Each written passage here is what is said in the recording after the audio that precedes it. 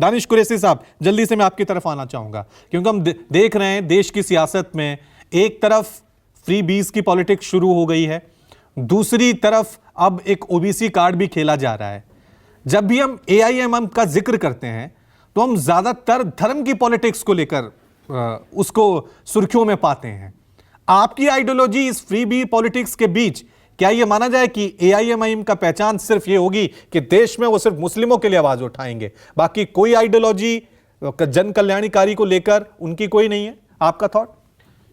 देखिए, सबसे पहले मैं आपको एक बात बता दूं कि फ्रीबीज का जो पूरा मामला है, अदालत की जो आज बात कही गई है, मैं आपको बताऊं सर, दिक्कत क्या है कि हमने यहाँ 70 सालों में, चाहे भारतीय जनता पार्टी की वर्तमान सरकार हो या कांग्रेस की सरकारें हो, इन्होंने सबसे बड़ा बुरा काम जो किया है वो लोगों को लोकतंत्र में मजबूत नहीं होने दिया। देखिए, फ्रीबीज या कोई भी बात हो, बात आपको यह है कि मेरे लिए, मेरे समुदाय को, मेरे समाज को, जहां मैं रहता हूं, वहां की बस्ती को, वहां के आलम को, उनको सशक्त करने के बजाय इन जरूरतों को सरकार तक पहुंचाना, जो कि हमारा एक वो था, कॉन्स्टिट्यूशन जिम्मेदारी थी, उनसे ना हटाकर ये लोग ले जाकर वहां आज बात करते हैं। तो सबसे बड़ा जो मामला है वो इन दोनों के जिम्मे है, क्योंकि कांग्रेस ने इतने साल शासन चलाया और बीजेपी भी वही कर रही है। बीजेपी देखिए अभी कितनी चालाकी से बीजेपी और कांग्रेस बात कर रही थी, आप नोटिस करिए, वो ये कह रही हैं कि देखिए आप मध्य प्रदेश की बात मत करिए, आप मध्य प्रदेश की बात करेंगे तो हम राजस्थान की बात करेंगे, मतलब हम तो मिलो पॉलिटिक्स करेंगे, आप मत बोलिए, हम भी मत बोलेंगे।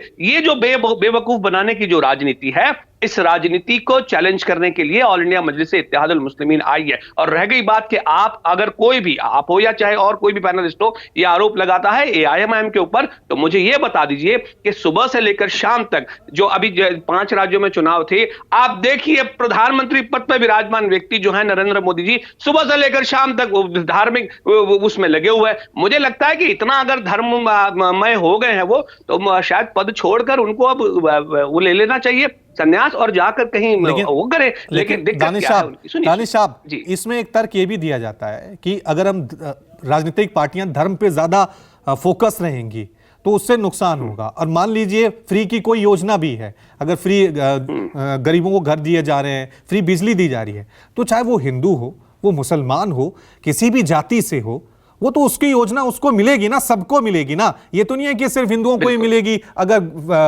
वहां पे फ्री बिजली माफ की जा रही है, पानी माफ किया जा रहा है, वो तो सबको मिल रहा है ना। बिल्कुल, मैं जवाब दूं। देखिए, सवाल ये नहीं है कि बिजली फ्री मिले, पानी मिले। देखिए, ये तो कॉन्स्टिट्यूशनल राइट है, सबका हुकूक है। जो लोग उस क्राइटेरिया में आते हैं, जो लोगों का भी हक बनता है, उसका आधार धर्म के आधार पे तो नहीं हो सकता। लेकिन मुझे ये बता दीजिए कि कॉन्स्टिट्यूशनलिटी के साथ में कितने लोग हैं जो उस असेंबली में या उस हाउस में जाकर अपनी पॉलिसी को इंप्लीमेंट करा सके? पूछिए भारतीय जनता पार्टी के पास कितना मेंबर ऑफ पार्लियामेंट है।